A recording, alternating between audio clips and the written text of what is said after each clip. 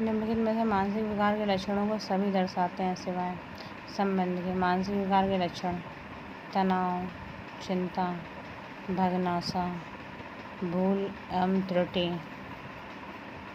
तनाव, चिंता।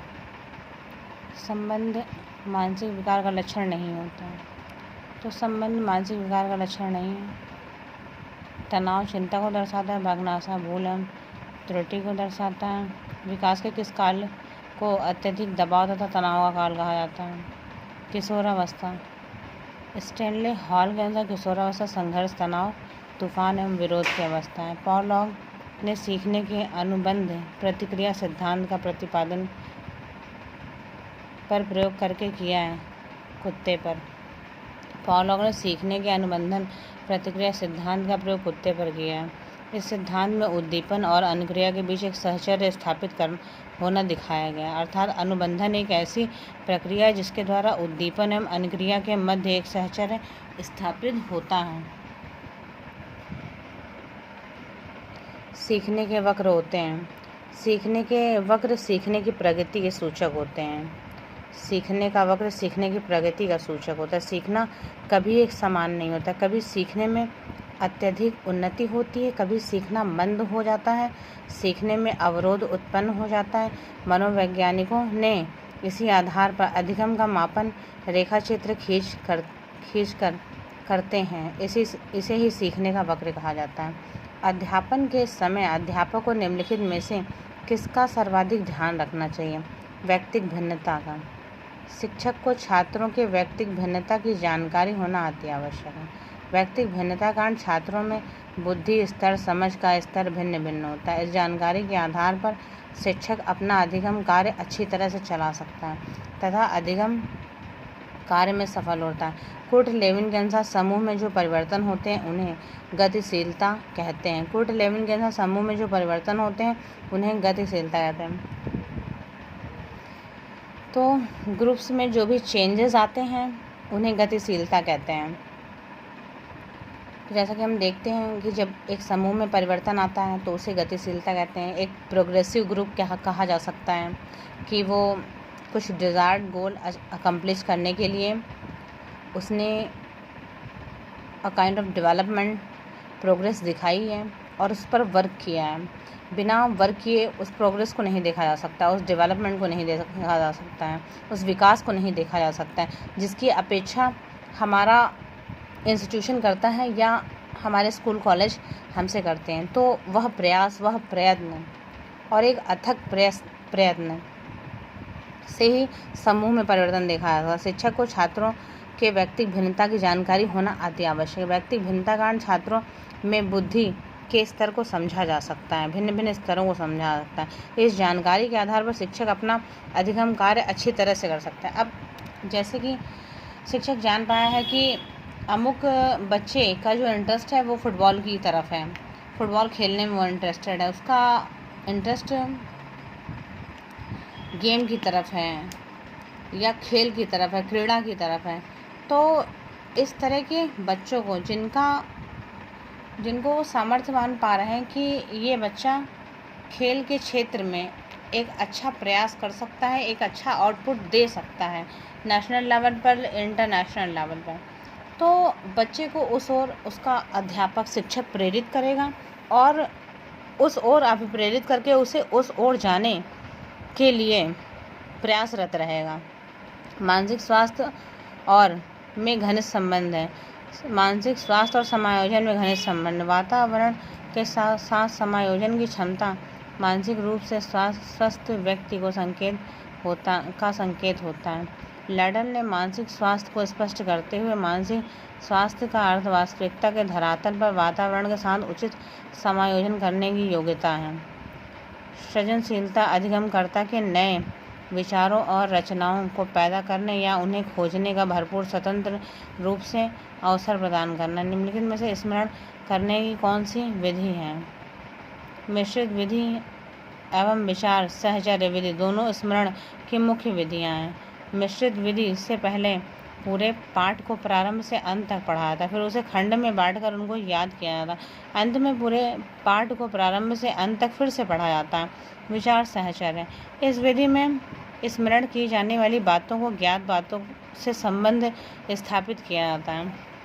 तो क्या करते हैं, पहले हम किसी भी पैसेज को, किसी भी लेसन को पढ़ लेते हैं, फिर उसे खंड में बांट कर पढ़ते हैं, फिर उसको अपने जो लाइफ में चीज़ें बीती हैं उन कहानियों से, उन स्टोरियों से, उन घटनाओं से को रिलेट करके एक शिक्षक जब क्लास में पढ़ाता है तो बच्चों को अच्छे से समझ में आता है। तो उन चीज़ों को एक प्रैक्टिकल वे में, एक प्रैक्टिकल पर्सपेक्टिव से जब किसी भी स्टूडेंट को या एक ग्रुप ऑफ स्टूडेंट को 30 से 35 बच्चे हैं या उससे भी ज़्यादा, तो उनको एक प्रैक्टिकल अप्रोच लेकर वास्तविक घटनाओं से प्रेरित होकर या अभिप्रेरित होकर उन्हें उनका सजीव चित्रण करके, उनको इंक्लूड करके, एक सजीव चित्रण करके क्लास में और वहाँ से कोरिलेट करके बताने पर विद्यार्थियों को अच्छे से समझ में आता है। When you are collectively making your student understand with your positivity, with your positive appearance, and correlating that incident, that lesson with your practical approach, with the way of life, with whatever is happening or happened in your life, the incident that happened in your life, and you are correlating it, you are just connecting it, and you are bringing a live visual of it. Actually, you are collaborating to the class and bringing a kind of the cooperation and bringing a live perspective of the life with your student, with a live visualization, means coining like a story and correlate to that process, to that lesson, to that incident, to that particular perspective of the life, and bring agileness among your student. That is the way to teach a better way.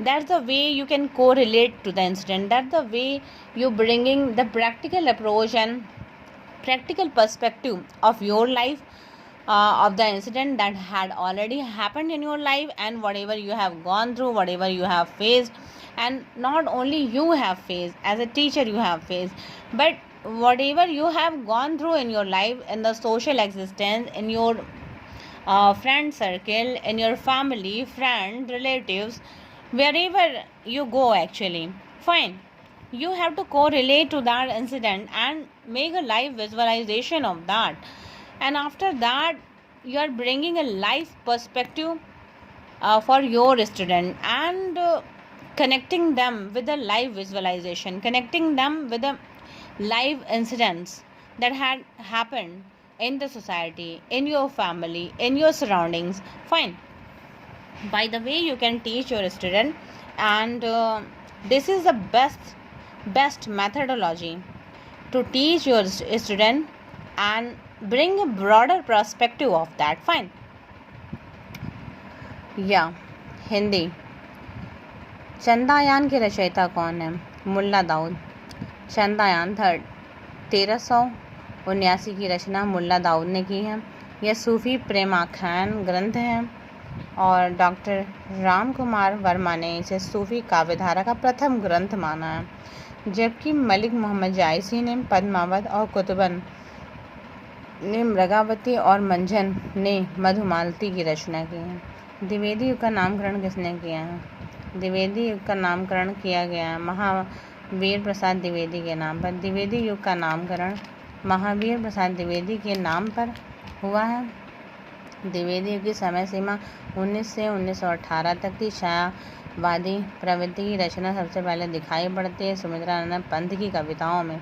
वस्तुतः छायावादी की प्रथम रचना जयशंकर प्रसाद की ए झरना 1918 को माना जाता है। इसको छायावाद की प्रथम प्रयोगशाला कहा जाता है। सुमित्रानंद पंत की प्रथम छायावादी रचना उच्छ्वास है जो 1920 में आई। अंतिम छायावादी रचना गुंजन है तथा मुकुटधर पांडे की को छायावादी का प्रवर्तक कहा जाता है। एक दूसरे से भिन्न भिन्न नए नए विचारों एवं रचना शैलियों के साथ कवि प्रयोगवाद के कवि के रूप में प्रसिद्ध हुए। उनकी कविताओं के संग्रह का सही नाम था 1943 में अज्ञेय के नेतृत्व में एक पत्रिका प्रकाशित हुई जिसमें 7 कवियों को एक ढंग की रचनाओं के कारण एक सूत्र में पिरोया गया, जिसे ताड़ सप्तक के नाम से जाना जाता है।